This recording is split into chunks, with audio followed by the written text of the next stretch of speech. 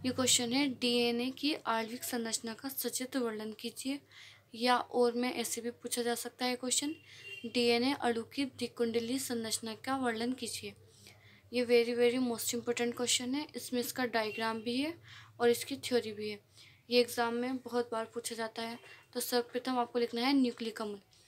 इसमें लिखना है आपको इसकी थ्योरी में सर्वप्रथम आल्टमैन 1889 में सर्वप्रथम आल्टमैन ने केंद्रीय पदार्थ को निकालकर इसमें प्रोटीन्स को अलग किया था तथा शेष पदार्थ को अम्लीय होने के कारण न्यूक्लिक अम्ल कहा। ये दो प्रकार के होते हैं। क्या किया सर्वप्रथम आल्टमैन ने केंद्र के पदार्थ को निकालकर इसमें प्रोटीन को अलग कर दिया और जो शेष पदार्थ जो बचा था उसमें अम्लीय होने के कारण उसको न्यूक्लिक अम्ल कहा। और ये दो प्रकार के होते हैं। फर्स्ट होता है ये डीएनए और सेकंड होता है आरएनए। उसके बाद आपको लिखना है डीएनए की संरचना के बारे में कि डीएनए की संरचना किस किस टाइप से है और इसमें इसकी थ्योरी लिखनी है आपको। फर्स्ट लिखना है इसमें आपको डीएनए का पूरा नाम डीऑक्सीराइबो न्यूक्लिक अम्ल है। ये आपके एक नंबर में भी आ सकता है क्वेश्चन, बहुविकल्प में भी आ सकता है और अति लघु उत्तरी क्वेश्चन में आता है ज़्यादातर कि डीएनए का पूरा नाम क्या है। तो इसका पूरा नाम है डीऑक्सीराइबो न्यूक्लिक अम्ल। डीएनए अणु एक बहुलक है जो आनुवंशिक लक्षणों को पीढ़ी दर पीढ़ी स्थानांतरित करती रहती है। डीएनए क्या होता है? ब्लड होता है, खून। तो ये पीढ़ी दर पीढ़ी स्थानांतरित होती है अपने पुर्जों से, अतः इसे आनुवंशिक लक्षण भी कहते हैं।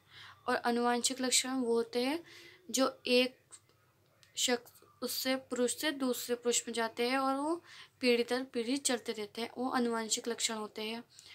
सन 1953 में वाटसन तथा क्रिक ने डीएनए संरचना का द्विकुंडलीकृत मॉडल प्रस्तुत किया।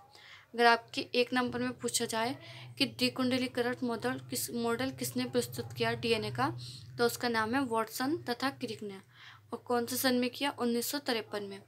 ये दो लंबी श्रृंखलाओं के बने दो कुंडल होते हैं जो न्यूक्लियोटाइड कहा जाता है।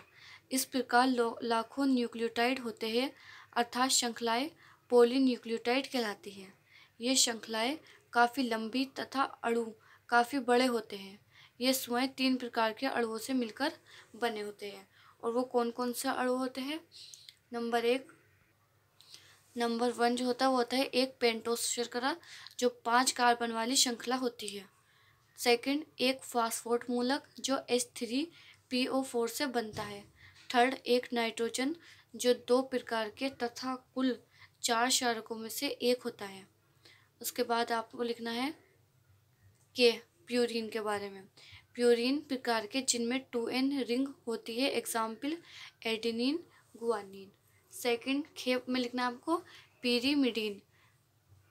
इसमें लिखना है पिरिमिडीन प्रकार के जिनमें नाइट्रोजन की एकल रिंग होती है, एग्जाम्पल साइटोसिन, थाइमिन।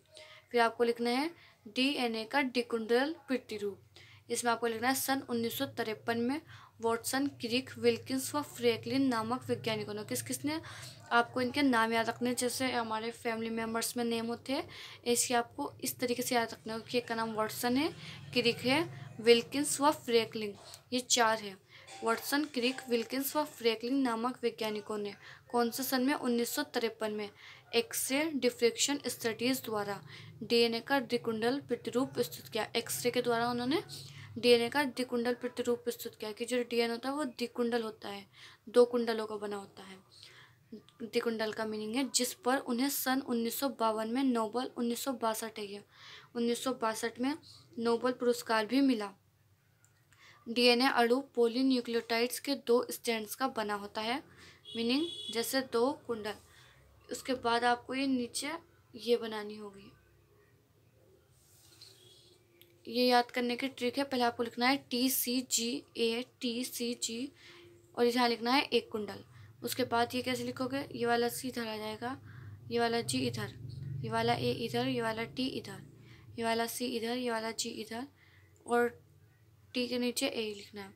उसके बाद आपको पहले 2 कुंडल, फिर 3 कुंडल, फिर 3 कुंडल, फिर 2 कुंडल, 2 कुंडल, 3 कुंडल, 3 कुंडल।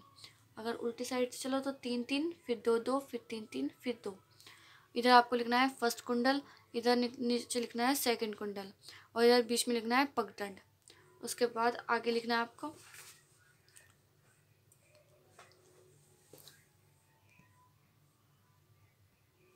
इधर लिखना है आपको, प्रत्येक क्षारक युग्म में प्यूरिन क्षारक एडेनिन से, पिरामिडिन क्षारक थाइमिन से तथा ग्वानिन साइटोसिन क्षारक के साथ ही जुड़कर पगडंड का एक भाग बनाते हैं।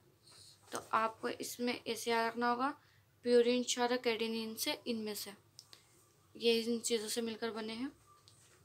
और इसके बाद ये इसका एक चित्र है जो आपके बोर्ड एग्जाम में सचित्र वर्णन करने के लिए आता है। आप इसका स्क्रीनशॉट ले लीजिए। वीडियो अच्छी लगी तो इसको लाइक करें एंड चैनल को सब्सक्राइब करें।